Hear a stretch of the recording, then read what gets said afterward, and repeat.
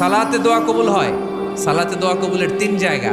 একটা হচ্ছে তাকবীরে তাহরিমার পরে আমরা সানা পড়ি না, আমরা তো একটা পড়ি, আল্লাহর হাবিব সুন্নাহ এবং নফল নামাজে আরো পড়তেন সানা, ওই দোয়া কবুল হয়। দুই নম্বর জায়গা সালাতে সেজদায় পড়ে দোয়া করলে কবুল হয়।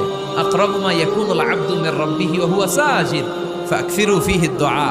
বান্দা যখন সেজদায় লুটিয়ে পড়ে বান্দা আল্লাহর সবচেয়ে কাছে চলে যায়। তা কিন্তু বিশ্বনবী বলে সেজদাটা তোমার রবের কুদরতি পায়ের উপরে পড়েছে। সেজদায় পড়ে দোয়া করেন।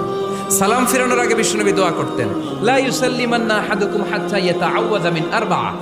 আল্লাহর হাবিব বললেন, চার জিনিস থেকে পানাহ না আছে আমার কোন উম্মত যেন সালাম না ফিরায়। তারা যেন পড়ে, আল্লাহুম্মা ইন্নী আউযু বিকা মিন আযাবিল কবর, আউযু বিকা মিন আযাবি জাহান্নাম, আউযু বিকা মিন ফিতনাতিল মাহইয়া ওয়াল মামাত, আউযু বিকা মিন ফিতনাতিল মাসিহিদ দাজ্জাল। আল্লাহ কবরের আযাব থেকে বাঁচাও, আল্লাহ জাহান্নামের আগুন থেকে বাঁচাও, আল্লাহ জীবন